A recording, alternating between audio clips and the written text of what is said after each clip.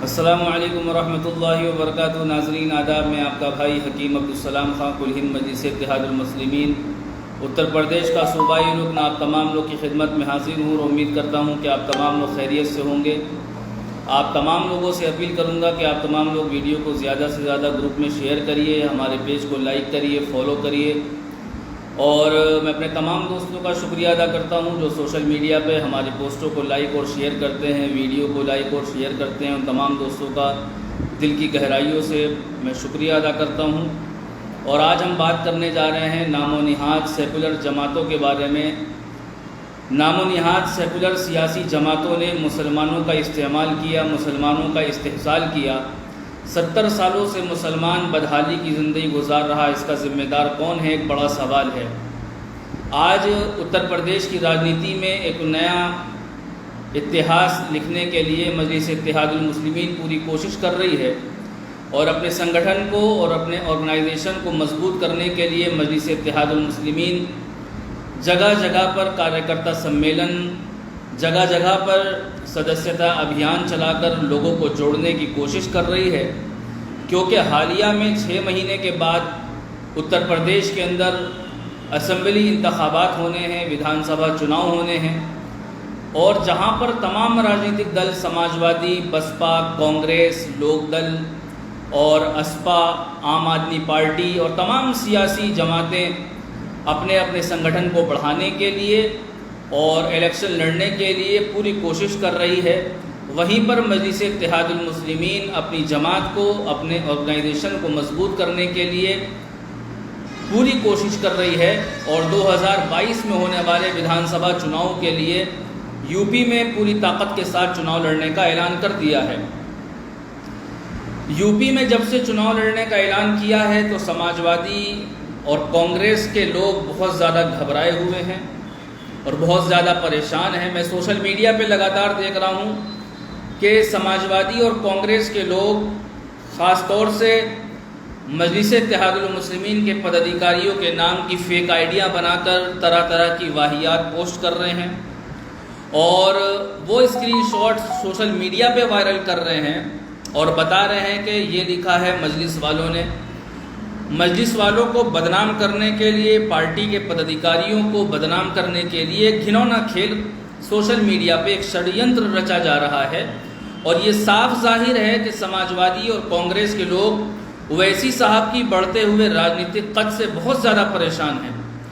ओवैसी साहब का राजनीतिक कद दिन ब दिन बढ़ रहा है, लोगों के अंदर जागरूकता आ रही है, आवाम बेदार हो रही है और ख़ास तौर से जो युवा हैं, जो नौजवान हैं, वो लोग ओवैसी साहब से बहुत ज़्यादा इम्प्रेस भी हैं और ओवैसी साहब की राजनीति को पसंद भी करते हैं। क्योंकि नामनिहाद सेकुलर सियासी जमातों ने मुसलमानों को सिर्फ इस्तेमाल किया है। जब जब इलेक्शन का दौर आता है, जब जब चुनाव आता है, जब जब सियासी जमातें, नामनिहाद सेकुलर सियासी जमातें मुसलमानों को इस्तेमाल करती हैं, मुसलमानों के दरमियान से कौम के तीतर निकालती है और कौम के दरमियान में भेजकर मुसलमानों के वोटों का बंटवारा करना, ये इन लोगों का खेल है। अभी कांग्रेस में 2-4 लोगों को लॉलीपॉप दिया गया, उसमें एक शायर साहब भी हैं जो 5 लाख रुपए की फ़ीस लेकर कौम का दर्द पढ़ते हैं। उनको कांग्रेस का लॉलीपॉप दिया गया कांग्रेस के ज़रिए से कि मुसलमानों का वोट आप लीजिए। फिर बसपा की तरफ से भी लॉलीपॉप दिया जा रहा है, समाजवादी की तरफ से भी मुस्लिम कौम को लॉलीपॉप दिया जा रहा है और कौम के तीतरों को खड़ा किया जा रहा है। कौम के वोटों को बांटने के लिए एक बड़ी राजनीति की जा रही है और पूरा इल्ज़ाम मजलिस इत्तेहादुल मुस्लिमीन पर। समाजवादी, बसपा, कांग्रेस जब हारेंगे तो हार का ठीकरा ओवैसी साहब पर फोड़ेंगे।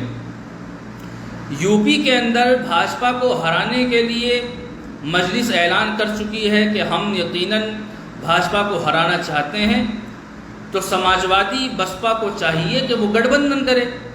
अब समझ से परे ये है कि समाजवादी अकेले, बसपा अकेले अपने दम पर भाजपा को कैसे हरा सकती है, ये समीकरण समझ में नहीं आ रहा है। समाजवादी कह रही है हम अकेले भाजपा को हराएंगे और बसपा कह रही है कि हम अकेले भाजपा को हराएंगे। लेकिन अकेले भाजपा को हराना यूपी के अंदर नामुमकिन है।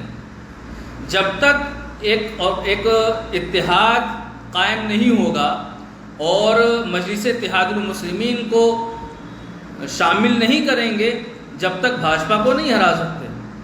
भाजपा को हराने के लिए मजलिस इत्तेहादुल मुस्लिमीन को गठबंधन का हिस्सा बनाना होगा। और हम बार बार कह रहे हैं, समाजवादी वालों से भी और बसपा वालों से भी, अगर आप लोगों ने गठबंधन नहीं किया और बिहार जैसे नतायज यूपी के अंदर आए, फिर आप लोग रोते रहिएगा और अपनी हार का ठीकरा ओवैसी साहब पर फोड़ते रहिएगा। फिर रोने से और रोने धोने से कुछ होने वाला नहीं है। हम बार बार इस बात को कह रहे हैं कि अगर आपको भाजपा को हराना है तो मजलिस इत्तेहादुल मुस्लिमीन को शामिल करिए, और नहीं शामिल करेंगे तो बिहार जैसे नतायज भुगतने के लिए तैयार रहिए।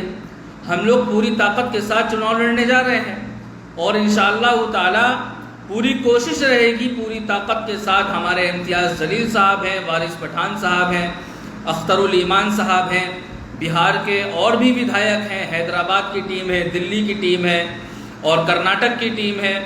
जगह जगह की टीम उत्तर प्रदेश के अंदर डेरा डालेगी और पूरी ताकत के साथ इंशाअल्लाह ताला मजलिस इत्तेहादुल मुस्लिमीन यूपी के अंदर इंतखाबात में हिस्सा लेगी। लेकिन फिर वही सवाल ये है कि नामनिहाद सेकुलर सियासी जमातों ने मुसलमानों का इस्तेमाल किया है। बिरयानी के तेज़पात के पत्ते की तरह मुसलमानों का इस्तेमाल किया गया है। सवाल ये है कि मुसलमानों के मिल्ली मसाइल पर, जब मुसलमानों के मसाइल होते हैं, उन मसाइल पर कोई भी पार्टी नहीं बोलती है। मुसलमानों के मसले पर समाजवादी, बसपा, कांग्रेस का जो स्टैंड देखा गया है, उससे साफ जाहिर होता है कि ये लोग सिर्फ और सिर्फ मुसलमानों के वोटों का इस्तेमाल करते हैं और सत्ता की कुर्सी पर बैठने के बाद मुसलमानों को भूल जाते हैं, और जब हारते हैं तो फिर मुसलमानों के ऊपर अपनी हार का ठीकरा फोड़ते हैं। दूसरा सवाल ये है कि यूपी की राजनीति में, यूपी के अंदर 22% मुसलमान हैं, 7% यादव हैं, 11% दलित है। 7% यादव तो मुख्यमंत्री बन सकता है, तो 22% मुसलमान डिप्टी सीएम क्यों नहीं बन सकता? यादव दलित समाज 11% है, 11% दलित मुख्यमंत्री बन सकता है, तो 22% मुसलमान डिप्टी सीएम क्यों नहीं बनता?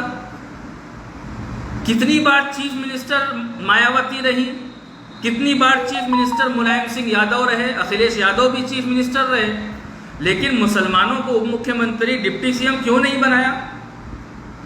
अगर आज मजलिस इत्तेहादुल मुस्लिमीन डिप्टी सीएम की मांग कर रही है, अगर मजलिस इत्तेहादुल मुस्लिमीन चाहती है कि किसी मुस्लिम चेहरे को डिप्टी सीएम बनाया जाए, तो समाजवादी, बसपा वालों को और कांग्रेस वालों से इससे गुरेज क्या है? सेकुलरिज्म का इम्तिहान भी होगा।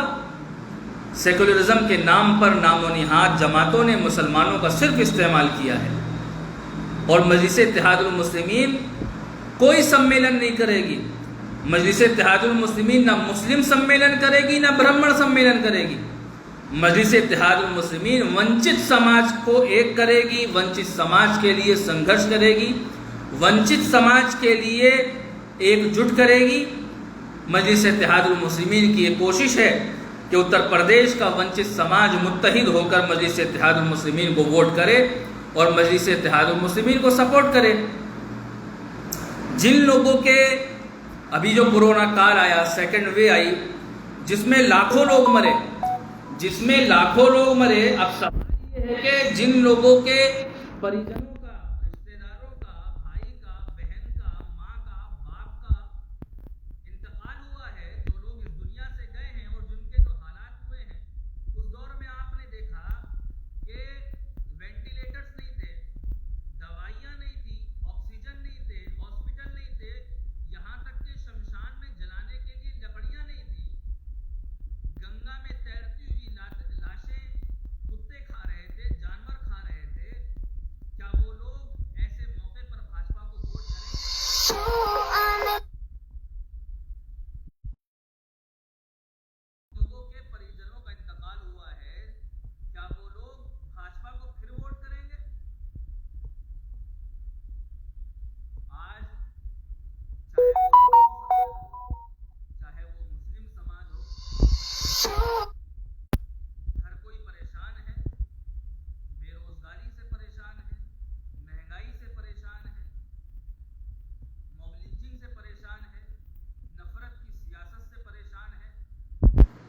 नफरत की राजनीति से परेशान है।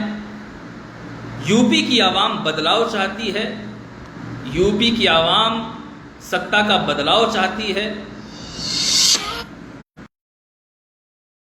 को अपनी क़यादत को, अपनी लीडरशिप को मजबूत करिए और वक्त आया है कि इन नामोनिहाद सेकुलर सियासी जमातों को मुंह तोड़ जवाब देने का, नफरत की सियासत को ख़त्म करने का एक वक्त आया है। इंशाअल्लाह फिर किसी मौजू पे आपके दरमियान में हाजिर हूँगा। अपने भाई को इजाज़त दें। अस्सलामु अलैकुम व रहमतुल्लाह।